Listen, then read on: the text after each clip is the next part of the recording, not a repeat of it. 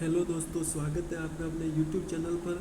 तो आज हम राजस्थान विश्वविद्यालय, जो राजस्थान विश्वविद्यालय जयपुर कॉलेज है, वहाँ पर बीए फोर्थ सेमेस्टर हिस्ट्री का पेपर, जो HISTOR हिस्ट्री इतिहास का पेपर है, वह होने वाला है। तो सबसे पहले हम इसकी इकाई देखेंगे कि इकाई 1 देखेंगे, पूरा इकाई 1 का सारांश और इसके महत्वपूर्ण प्रश्न देखेंगे। क्लास को लास्ट तक जरूर देखें, इसी में से आपको प्रश्न छप जाएंगे। तो इससे पहले आपने चैनल को सब्सक्राइब नहीं किया हो तो इस चैनल को सब्सक्राइब जरूर कर लें और वीडियो को लाइक शेयर जरूर करें। इस चैनल पर हर यूनिवर्सिटी की वीडियो मिलेंगी आपको सिलेबस के आधार पर। तो चलो शुरू करते हैं। सबसे पहले सिलेबस देख लेते हैं, आपको इस प्रकार क्लास मिलेंगी। सबसे पहले सिलेबस देख लेते हैं, जैसे कि इकाई 1 में आपको दिया गया है संस्कृति का अर्थ, जो भारतीय संस्कृति का सार और विशेषता है। पूर्व और संस्कृति, वैदिक धर्म, बौद्ध और जैन धर्म के बारे में बताना है। वैष्णव और शैव धर्म, भक्ति आंदोलन भारत में, इस्लाम और सूफीवाद और आधुनिक भारत। ये कुछ नहीं है, बट यहाँ तक है, बस आपको यहाँ तक पढ़ना है। इसके बाद में इकाई 1 से चलो शुरू करते हैं। इसका सबसे पहले सारांश देखते हैं। संस्कृति का अर्थ, जो भारतीय संस्कृति है उसका अर्थ क्या है? तो उत्तर हो जाएगा, संस्कृति किसी समाज के रहन सहन, जो रहन सहन होती है, खान पान, खाना पीना, भाषा और आचार विचार, जो आचार विचार, बातें करने की शैली होती है, मूल्य और रीति रिवाजों का कुल योग। यह वह तरीका है जिससे लोग सोचते हैं। मतलब कि संस्कृति उसे कहते हैं जहाँ रहन सहन, खान पान, भाषा शैली, आचार विचार, मूल्य, रीति रिवाज कुल सब हो, जहाँ लोग सोचते हैं, काम करते हैं और समाज में एक साथ रहते हैं, मतलब कि संयुक्त रूप में रहते हैं समाज के रूप में। यह इंसानों का जन्म से विरासत में नहीं मिलती। यह इंसानों को जन्म से समाज थोड़ी मिल जाता है, जन्म के बाद समाज बना है ना, मनुष्य आएगा तब समाज बनेगा, बल्कि समाज से सीखी जाती है और पीढ़ी दर पीढ़ी आगे बढ़ती है। मतलब कि जो समाज बनेगा, अब एक पीढ़ी समाज बनेगी, उसी वह दूसरी पीढ़ी भी समाज में रहेगी, तीसरी पीढ़ी भी समाज में रहेगी, तो वह दर पीढ़ी बढ़ता है। इस प्रकार से हमारे संस्कृति का अर्थ यह है, जो हमारा मूल्य समाज है, जो गांव के लोग रहते हैं, गांव में हम गांव के वासी है, तो हमें पता होता है समाज किस प्रकार चलता है और समाज किस क्या काम आता है और किस तरह होता है। तो संस्कृति के मुख्य तत्व पढ़ लेते हैं कि मुख्य तत्व क्या है। जैसे कि भाषा और शैली, भाषा और बोलियाँ विचारों के आदान प्रदान का माध्यम होता है। रीति रिवाज क्या होती है, मतलब कि संस्कृति में क्या क्या आता है ये पढ़ रहे हैं। तो रीति रिवाज और परंपराएं, हमारे उत्सव, शादी ब्याह और सामाजिक नियम होते हैं, वह भी समाज और रीति रिवाज संस्कृति के अंतर्गत आते हैं। कला और साहित्य, संगीत, नृत्य, चित्रकला और पुस्तकें भी संस्कृति के अंदर आती है। जैसे कि धार्मिक और नैतिक मूल्य, सही और गलत की पहचान, आस्था और विश्वास, यह भी हमारी संस्कृति है समाज में। भारतीय संस्कृति का सार पढ़ते हैं। वसुदेव कुटुंबकम, जो आपने यह वाक्य सुना होगा, संपूर्ण विश्व एक परिवार है। इसका मतलब होता है संपूर्ण विश्व एक परिवार है। हमारे यहाँ कोई भी मेहमान आते हैं घर पर तो उसको भगवान के समान माना जाता है, भारत की संस्कृति कहती है। और आत्मिक एकता में निहित है। यह प्राचीनता, आध्यात्मिकता और विविधता में एकता का अनूठा संगम है, जो भारत देश है, जो धर्म, कर्म और मानवता के शाश्वत मूल्यों पर टिकी हुई है। जहाँ धर्म का सम्मान होता है, कर्म का सम्मान होता है और मानवता का भी सम्मान होता है, मानवता को एक साथ लेकर चलते हैं। तो भारतीय संस्कृति का सार पढ़ते हैं। जैसे कि वसुदेव कुटुंबकम, तो पूरी दुनिया को एक परिवार मानना। इसका मुख्य उदाहरण यह है। आध्यात्मिकता, जीवन का अंतिम लक्ष्य मोक्ष और आत्मज्ञान पाना। कर्म प्रदान, निष्काम कर्म और कर्तव्यों का पालन करना। भारत के लोग निष्काम कर्म करते हैं और अपने कर्तव्यों का पालन करते हैं। इस प्रकार हमारे भारत की संस्कृति है। सह अस्तित्व, सभी जीवों और प्रकृति के प्रति दया का भाव, सम्मान का भाव रहता है भारत के लोगों में। इस प्रकार हमारी संस्कृति है।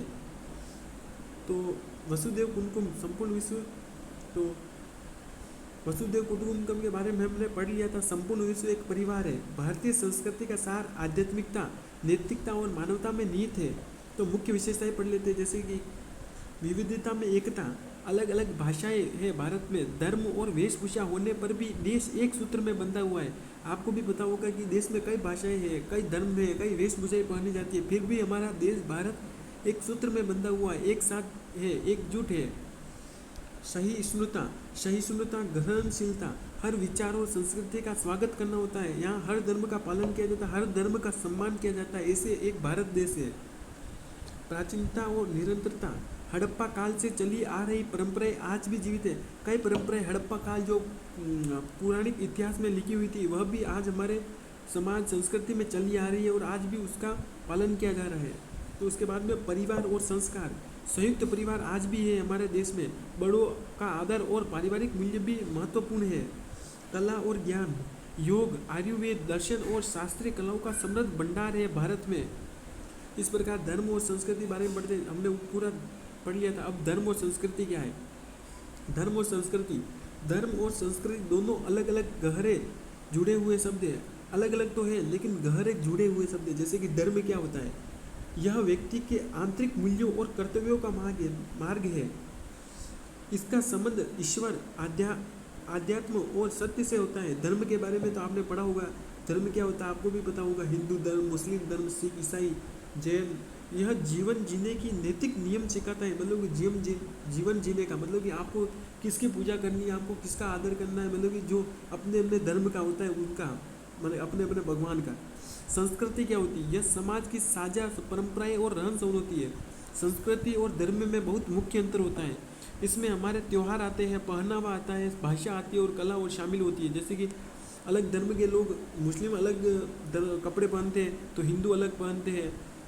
मुस्लिम धर्म के अलग त्यौहार होते हैं तो हिंदू धर्म के अलग त्यौहार होते हैं। अपना अपना पहनावा अलग होता है, भाषाएं अलग अलग होती है। यह धर्म से अधिक व्यापक होती है और इसमें गैर धार्मिक पहलू भी आते हैं।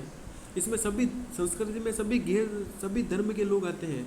इस प्रकार आपको मुख्य अंतर मिल गया है। इसके बाद में सार देखते हैं। जैसे कि धर्म व्यक्ति को सही मार्ग दिखाता है जबकि संस्कृति समाज के समग्र जीवन को समृद्ध और सुदृढ़ बनाती है। धर्म तो व्यक्ति को एक व्यक्ति को सही मार्ग दिखाता है जबकि संस्कृति होती है पूरे समाज में होती है जो समृद्ध और सुंदर बनाती है पूरे समाज को। इस प्रकार आपको याद रखना है। इसी प्रकार के प्रश्न बनते हैं यूनिवर्सिटी एग्जाम में। अब वैदिक धर्म के बारे में पढ़ते हैं। जैसे कि वैदिक धर्म प्राचीन भारत का वह मूल और सनातन धर्म है जो 4 वेदों में है। जैसे कि आपको याद रखना है इन चारों वेदों का, ऋग्वेद, यजुर्वेद, सामवेद और अथर्ववेद। इस चारों वेदों का आपको अच्छे तरीके से नाम याद रखना है। इन वेदों के बारे में नाम पूछे जाते हैं पर आधारित है। इस वेदवाद या प्राचीन हिंदू धर्म भी कहा जाता है। इसे प्राचीन हिंदू धर्म भी कहा जाता है। यह प्रकृति के नियमों, सत्य, यज्ञ और एक सर्वव्यापक ईश्वर की निष्ठावान उपासना पर जोर देता है। इस प्रकार वैदिक धर्म है। तो मुख्य विशेषताएं क्या है वैदिक धर्म की? तो वेदों की सर्वोच्चता, ज्ञान और आचरण का आधार चारों वेदों को माना जाता है। जो ये चारों वेद है, ऋग्वेद, यजुर्वेद, सामवेद, अथर्ववेद, इसे चारों वेदों का आचरण का, ज्ञान और आचरण का आधार चारों वेदों को माना जाता है। जो ज्ञान और आचरण होता है उसे 4 वेद होते हैं, इसे माना गया है। 2, यज्ञ और अनुष्ठान, देवताओं जैसे कि अग्नि, इंद्र, वरुण को प्रसन्न करने और प्रकृति के संतुलन के लिए यज्ञ किए जाते हैं। जैसे कि आपने देखे होंगे कई प्रकार के अग्नि में यज्ञ किए जाते हैं। अग्नि, इंद्र को खुश करने के लिए, बारिश नहीं हो रही तो वरुण, इस प्रकार कई प्रकार के यज्ञ किए जाते हैं अनेक धर्मों में। जैसे कि ईश्वर की अवधारणा मुख्य रूप से एक निराकार होती है। सर्वज्ञ और सर्वव्यापक ईश्वर की मान्यता है। कर्म सिद्धांत, मनुष्य के कर्मों और उसके फलों को ही जीवन का आधार माना गया है। कर्म सिद्धांत, मनुष्य के जो कर्म और फल होते हैं उसे मुख्य आधार जीवन का सिद्धांत माना गया है। जैन धर्म और बौद्ध धर्म क्या है आपके सिलेबस में दिया हुआ है। तो 6वीं शताब्दी ईसा पूर्व प्राचीन भारत में उठे 2 महान श्रमण अवैदिक आंदोलन है। जैन धर्म के प्रवर्तक है भगवान महावीर स्वामी जी, 24वें तीर्थंकर थे। याद रखना है भगवान महावीर जी स्वामी का नाम। और बौद्ध धर्म के संस्थापक थे गौतम बुद्ध थे। बौद्ध धर्म के संस्थापक कौन थे? गौतम बुद्ध, इनका नाम याद रखना है। बौद्ध धर्म के संस्थापक कौन थे? 1 नंबर के प्रश्न बन सकता है। दोनों में वैदिक कर्म कांडों और जाति व्यवस्था का विरोध तथा अहिंसा सदाचार पर जोर दिया था। दोनों ने अहिंसा और जाति व्यवस्था का विरोध किया था। जो जैन धर्म है और बौद्ध धर्म है, इन दोनों ने जाति व्यवस्था और कर्म कांडों जैसे कि धर्म पर अहिंसा और सदाचार पर जोर दिया। जो मतलब कि हिंसा नहीं होनी चाहिए, हमें अहिंसा से कोई भी विरोध करना चाहिए। समानता, ईश्वर की संकल्पना, दोनों ही धर्म मूल रूप से किसी सर्जक या सृष्टिकर्ता ईश्वर की सत्ता को स्वीकार नहीं करते। ये दोनों धर्म है, जैन धर्म और बौद्ध धर्म। दोनों ही धर्म मूल रूप से किसी सर्जक या सृष्टिकर्ता, मतलब कि जो ईश्वर दिखाई देता है, जो ईश्वर की मूर्ति पूजा नहीं करते, सृष्टिकर्ता ईश्वर की सत्ता को स्वीकार नहीं करते। कर्म और पुनर्जन्म, दोनों कर्म सिद्धांत, जो कर्म होता है सिद्धांत होता है, पुनर्जन्म और संसार के दुखों से मुक्ति में विश्वास रखते हैं। पुनः जन्म और संसार के दुखों से मुक्ति, मतलब कि जो मनुष्य पुनः जन्म ले लेता है, ये पुनः जन्म पर विश्वास करते थे और संसार के दुखों से मुक्ति जैसे कि निर्वाण मोक्ष से विश्वास रखते थे, मतलब कि मोक्ष प्राप्त होता है इंसान को, इस प्रकार का विश्वास रखते थे ये दोनों धर्म, जैन धर्म और बौद्ध धर्म। सामाजिक समानता, दोनों में जन्म आधारित जाति व्यवस्था को नकारा और सभी इंसानों को समान माना। इन दोनों धर्म में जन्म जाति कुछ नहीं होता, नकारा और सभी इंसानों को समान माना, लेकिन सभी इंसान है, सभी एक खून से बने हुए। इस प्रकार इन दोनों ने धर्म और जाति का विरोध किया। अब जाति का विरोध किया मुख्य रूप से। अब मुख्य अंतर क्या क्या है दोनों में, तो विषय है और जैन धर्म और बौद्ध धर्म। तो अहिंसा का पालन कौन कौन करता है, जैसे कि अहिंसा का अति कठोर और सूक्ष्म पालन करते थे, मतलब कि ये अहिंसा को बढ़ावा देते हैं, हिंसा को नहीं। अहिंसा, कोई भी आंदोलन करना है तो आपको अहिंसा के मार्ग पर रहकर चलकर करना है, जैन धर्म में। और अपेक्षाकृत मध्यम मार्ग अपनाता, मतलब कि जैन जो बौद्ध धर्म के लोग थे वह अहिंसा को अपना भी लेते और नहीं भी अपनाते। हिंसा और अहिंसा दोनों को मुख्य तौर पर मानते, मतलब कि जहाँ लड़ाई से आंदोलन से काम नहीं चले वहाँ पर लाठी चलाई जाए, इस प्रकार दोनों को मार्ग अपनाते थे। तपस्या और शरीर, मोक्ष के लिए कठिन तपस्या और काया शोधन आवश्यक था। इनका मानना था कि मोक्ष के लिए हमें कठिन तपस्या करनी होगी। मध्यम मार्ग, मतलब अति कठोरता से बचना, ज़्यादा कठोर श्रम भी नहीं करना, ज़्यादा कठोर तपस्या भी नहीं करनी और थोड़ी कम भी नहीं करनी, मध्यम वर्ग में माना गया है। आत्मा का अस्तित्व, जीव आत्मा के अस्तित्व को मानता है, मतलब कि इनका मानना है कि आत्मा हर मनुष्य के अंदर होती है जो एक दूसरे के अंदर जाती है, मतलब कि यह मृत हो गया है तो दूसरे के अंदर चली जाएगी, दूसरे जीव के अंदर चली जाएगी। अनात्मवादी आत्मा के अस्तित्व को नहीं मानते, मतलब कि इनका कोई मानना नहीं कि आत्मा नाम की कोई चीज़ नहीं होती, मनुष्य केवल एक पुतला है। इसका मानना यह है कि आत्मा जैसी कोई चीज़ नहीं होती। इस प्रकार दोनों धर्म के बारे में अंतर आपको याद रखना है, किस प्रकार इन्होंने दोनों ने अपनी अपनी मान्यताएं प्राप्त की। वैष्णव और शैव धर्म के बारे में पढ़ते हैं, जैसे कि वैष्णव धर्म और शैव धर्म। हिंदू धर्म के दो प्रमुख संप्रदाय हैं, वैष्णव धर्म और शैव धर्म, जो हिंदू धर्म के मुख्य संप्रदाय है। नाम याद रखना, वैष्णव धर्म भगवान विष्णु और उनके अवतारों जैसे कि राम और कृष्ण को सर्वोच्च ईश्वर मानता है। आपने वैष्णव के बारे में भी सुना होगा कि वैष्णव जो लोग होते हैं वह राम और कृष्ण को सर्वोच्च ईश्वर मानते हैं, भगवान राम और कृष्ण को। जबकि शैव धर्म के जो लोग होते हैं भगवान शिव को परम सत्ता मानकर उनकी पूजा करते हैं। जो शैव धर्म के लोग होते हैं वह भगवान शिव को मानते हैं और वैष्णव भगवान विष्णु को। दोनों संप्रदाय भक्ति, वेदों और भारतीय आध्यात्मिकता पर आधारित है, लेकिन इनके आराध्य देव और साधना पद्धतियाँ अलग अलग है। आपको भी पता है कि वैष्णव भगवान विष्णु को मानते हैं, ज़्यादा पूजते हैं, और शैव धर्म के शिव को पूजते हैं, तो लेकिन इनके आराध्य देव साधना पद्धतियाँ अलग है, इस प्रकार अलग है। तो वैष्णव धर्म और शैव धर्म के बारे में पढ़ते हैं, अंतर क्या है। तो आराध्य देव है भगवान विष्णु और उनके दशावतार विशेषकर राम और कृष्ण को माना गया है। आराध्य देव है इनके भगवान शिव को परम सत्ता मानकर उनकी पूजा करते हैं। मुख्य मार्ग है भक्ति और योग, आत्मसमर्पण, शरणागति। मुख्य मार्ग है शिव भक्ति, ध्यान और योग। आहार व आचरण, कड़ाई से शाकाहारी जीवन शैली और अहिंसा पर जोर, मतलब कि शाकाहारी, ये जो वैष्णव धर्म के लोग होते हैं वह मुख्य रूप से शाकाहारी, बिल्कुल मांसाहारी नहीं। आहार व आचरण, सामान्यतः शाकाहार व अनुशासन पर बल, परंतु विशेष कठोरता नहीं, मतलब कि कोई मुख्य रूप से कोई शाकाहारी या मांसाहारी चलेगा। प्रमुख संत, आवार संत नाम याद रखना, रामानुज जी थे, माधवाचार्य जी थे, वल्लभाचार्य जी थे जो श्रीनाथ जी के मंदिर में थे, चैतन्य महाप्रभु जी थे जो प्रमुख संत थे वैष्णव धर्म के। अब शैव धर्म के प्रमुख संत हैं जैसे कि आदि शंकराचार्य, भगवान शंकर जी के नाम पर। नयनार संत, आपको पता होगा नयनार भी भगवान शिव को कहते हैं क्योंकि नयन यानी 3 आंखें थी उनकी। बसव और अनेक शिव भक्त थे। इस प्रकार इन दोनों में अंतर था और प्रमुख संत पढ़ लिए हैं। जैसे कि वैष्णव धर्म की मुख्य विशेषताएं, आराध्य देव भगवान विष्णु और उनके दशावतार विशेषकर राम और कृष्ण। मुख्य मार्ग भक्ति, योग और आत्मसमर्पण, शरणागति। आहार आचरण हमने ऊपर पढ़ लिया है मुख्य रूप से रामानुज। और अब शैव धर्म की मुख्य विशेषताएं क्या है, तो आराध्य देव भगवान शिव जिन्हें महाकाल, महेश्वर और भोलेनाथ भी कहा जाता है।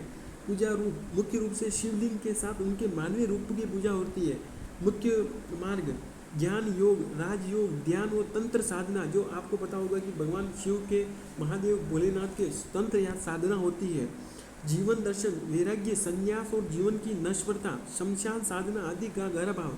आपने देखा होगा कई योगी होते हैं जो शमशान में मतलब कि रहते हैं, शमशान में ही उनका घर हो जाता है। वो होते हैं भगवान शिव के भक्त, जो महाकाल के रूप में होते हैं। मुख्य अंतर वैष्णव धर्म और शैव धर्म में मुख्य अंतर क्या है वर्सेस के रूप में देखेंगे। जैसे कि सृष्टि कार्य, विष्णु जी को जगत का पालन करता माना जाता है, शिव जी को सहारक लय करता व पुनर्जन्म का आधार माना जाता है।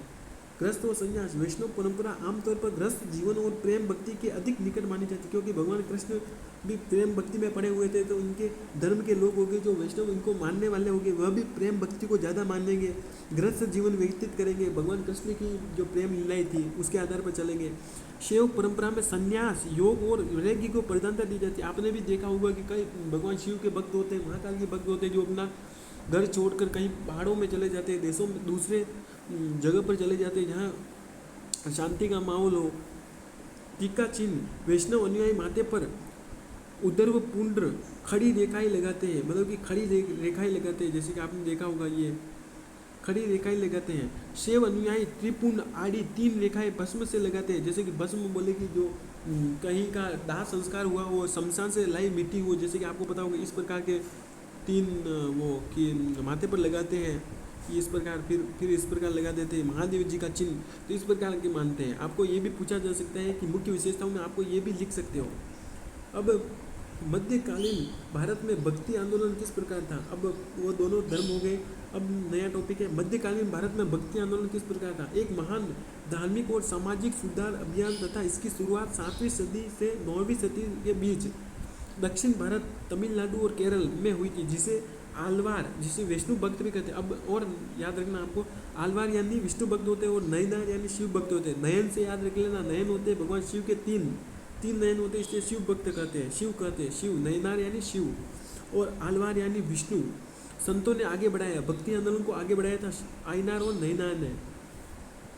बाद में यह आंदोलन संत कबीर जी थे, तुलसीदास जी थे, सूरदास जी थे, मीराबाई थी और गुरु नानक जैसे संतों के जरिए उत्तर भारत में फैल गया। मध्यकालीन भारत में भक्ति आंदोलन किस प्रकार फैला, तो मुख्य विशेषता है ईश्वर भक्ति, भगवान की प्राप्ति का सीधा मार्ग प्रेम और समर्पण को माना गया है। मुख्य मध्यकालीन भारत के समय जो भक्ति आंदोलन चल रहा था उस समय जाति पाति का विरोध, उच्च नीच और जात पात के भेदभाव को नकारा गया था। भक्ति आंदोलन मध्यकालीन भारत के समय सरल भाषा, संस्कृत की जगह आम बोलचाल की स्थानीय भाषा जैसे कि अवधी भाषा, ब्रज भाषा, हिंदी भाषा में उपदेश दिए गए थे।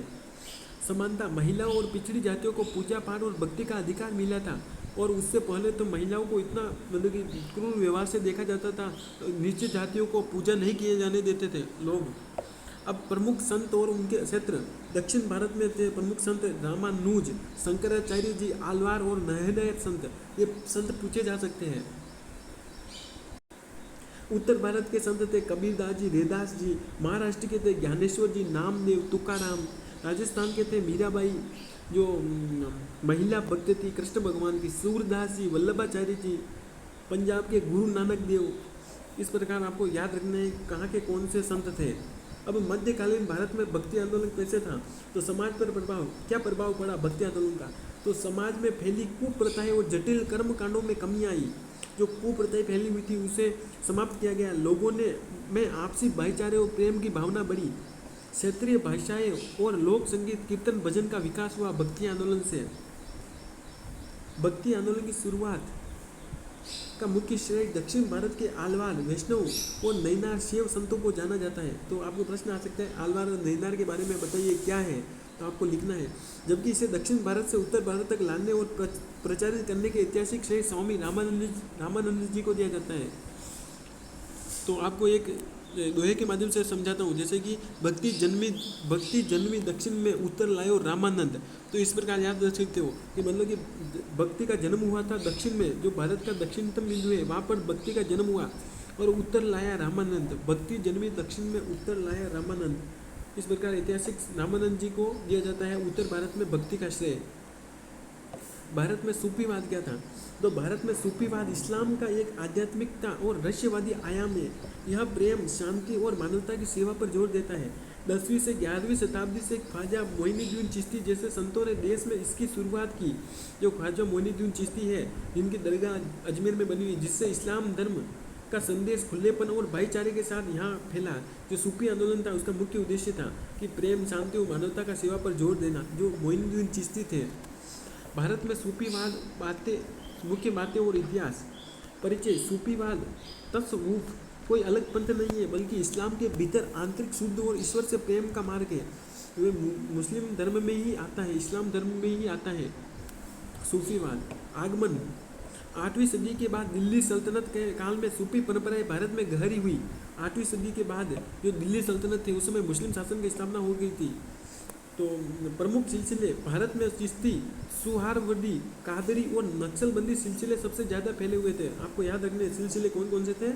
सुहारवर्दी, चिश्ती, कादरी, नक्सलवादी सिलसिले सबसे ज़्यादा फैले। प्रमुख संत कौन कौन से थे?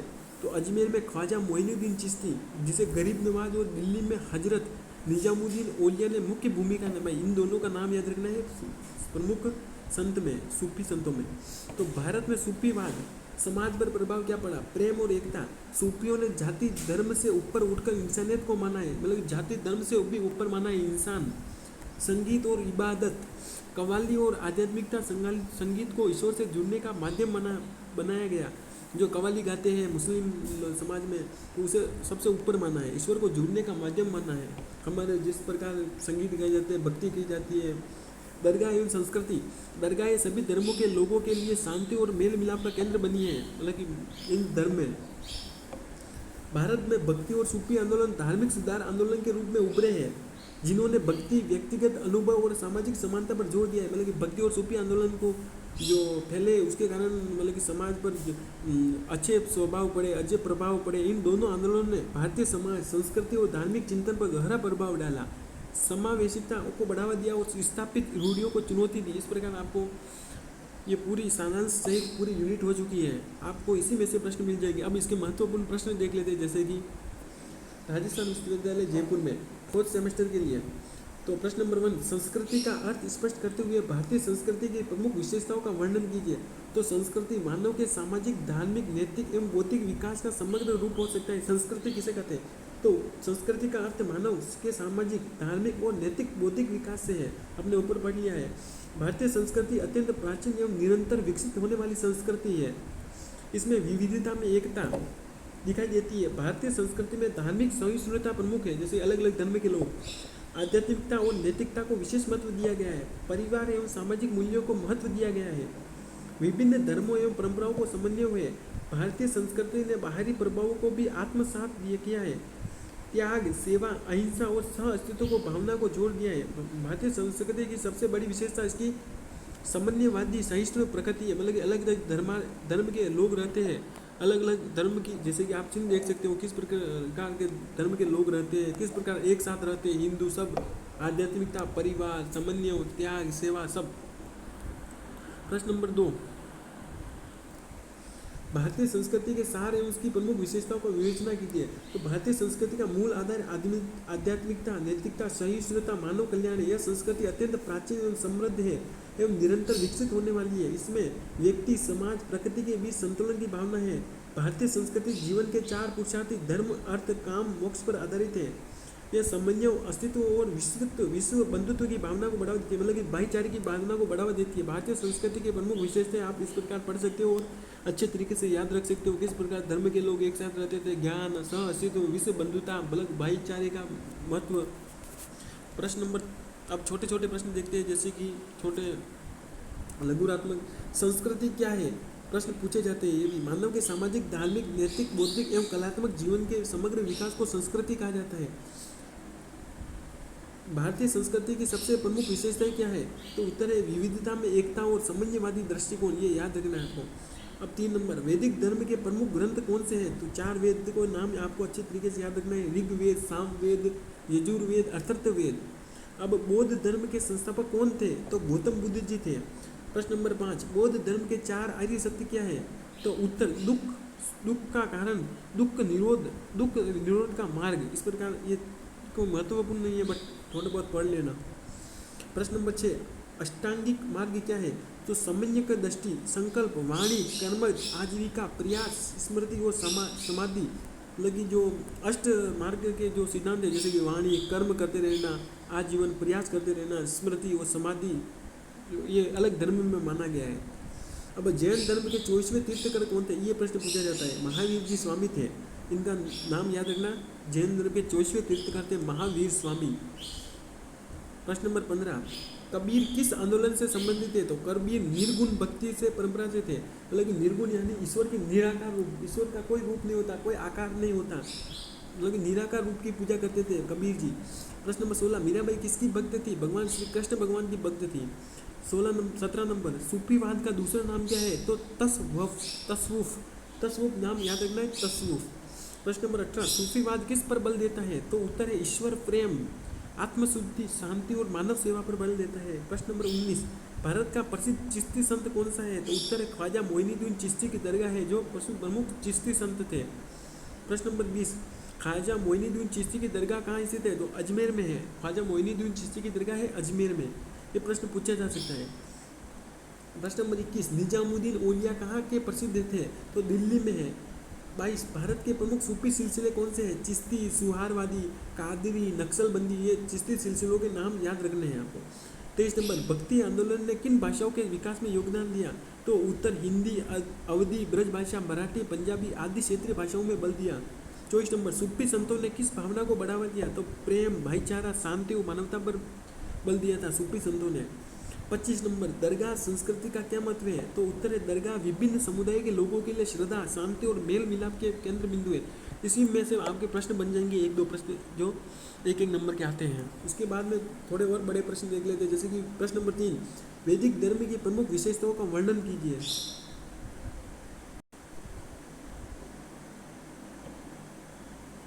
तो उत्तर है वेद। 1 नंबर, वेद वैदिक धर्म के प्रमुख आधार थे। प्रकृति की शक्तियों की पूजा, इंद्र, अग्नि, वरुण, सूर्य आदि देवताओं का महत्व समझा गया है वैदिक धर्म में।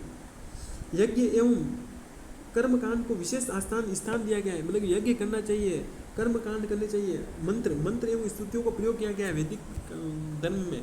ऋतु के अवधारणा दी गई है। प्रारंभिक काल में मूर्ति पूजा का अभाव था उस समय। कर्म एवं पुनर्जन्म को अवधारणा का विकास हुआ था। सामाजिक एवं धार्मिक जीवन में वैदिक परंपराओं का प्रभाव था। अब 4 नंबर के प्रश्न नंबर 4, बौद्ध धर्म की प्रमुख शिक्षाओं एवं भारतीय संस्कृति पर उसके प्रभाव की विवेचना कीजिए। तो संस्थापक थे बौद्ध धर्म के गौतम बुद्ध जी। 2 नंबर, चार आर्य सत्य है उनके। 3 नंबर, अष्टांगिक मार्ग दिया था इन्होंने। बौद्ध धर्म में हमने जो अष्टांगिक मार्ग पढ़ा था, जैसे कि कर्म करना, धर्म करना, कर्म करना, धर्म करना, यज्ञ करना, भक्ति करना। मध्यम मार्ग अपनाया इन्होंने, मतलब हर चीज़ में मध्यम मार्ग अपनाया, मतलब कि अहिंसा और हिंसा दोनों को अपनाया था। हिंसा, अहिंसा, करुणा एवं दया का भाव था। कर्म एवं पुनर्जन्म को अपनाया। जातिगत भेदभाव का विरोध किया था इन्होंने। सरल एवं नैतिक जीवन पर बल देते थे। भारतीय कला, स्थापत्य, साहित्य, शिक्षा पर प्रभाव डाला इन्होंने। इस प्रकार आपको याद रखना है। प्रश्न नंबर 5, जैन धर्म की प्रमुख शिक्षाओं का वर्णन कीजिए। जैन के 24वें तीर्थकरों के परंपरा है, तो महावीर स्वामी प्रमुख प्रवर्तक थे। अहिंसा सर्वोच्च सिद्धांत था, इनका मानना था कि अहिंसा से कोई भी काम करना चाहिए, सत्य बोलना चाहिए, अस्तेय, अपरिग्रह, ब्रह्मचर्य का पालन करना चाहिए, अनेकांतवाद का उपयोग करना चाहिए, मतलब कि कहीं एकांत जगह पर जाकर बैठ जाना चाहिए हमें। कर्म एवं मोक्ष की अवधारणा करनी चाहिए। तप एवं आत्मसमय पर बल देना चाहिए। हमें यज्ञ करना चाहिए, भक्ति करना चाहिए, तप या कठोर कार्य करने चाहिए, मतलब कि जिससे हमें सफलता मिले। नैतिक एवं तो प्रश्न नंबर 7, मध्यकालीन भारत में भक्ति आंदोलन की उत्पत्ति, विशेषताओं और प्रभाव का वर्णन कीजिए। उत्तर है दक्षिण भारत में 7वीं से 9वीं शताब्दी में विकास हुआ। आलवार यानी विष्णु, जैसे कि आलवार यानी विष्णु भक्त, नैनार यानी शिव भक्त, ईश्वर के प्रति प्रेम एवं समर्पण से जोर दिया। जाति पाति उच्च नीच का विरोध किया था। कर्म कांडों की जटिलता का विरोध किया। स्थानीय भाषाओं में उपदेश दिए थे इन्होंने। भक्ति आंदोलन की उत्पत्ति, कबीरदास जी, रेदास जी, तुलसीदास जी, सूरदास जी, मीराबाई आदि मध्यकालीन भारत के भक्ति कवि थे। सामाजिक समानता एवं भाईचारे को बढ़ावा दिया। क्षेत्रीय भाषाएं और भक्ति साहित्य का विकास किया था इस समय। इसका प्रश्न नंबर 8 जो लास्ट प्रश्न है इस क्लास का, प्रश्न नंबर 8, भारत में सूफीवाद की उत्पत्ति एवं विकास का वर्णन कीजिए। तो सूफीवाद की उत्पत्ति किस प्रकार हुई, विकास। सूफीवाद को तसव्वुफ भी कहा जाता है, दूसरा नाम है सूफीवाद का, याद रखना। यह इस्लाम की आध्यात्मिकता एवं नस्यवादी परंपरा थी।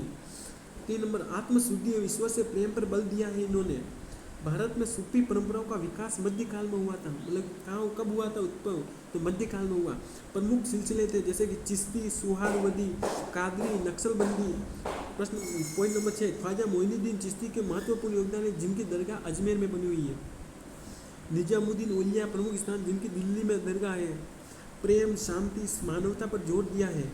दरगाहें सामाजिक मेल मिलाप के केंद्र बनी है।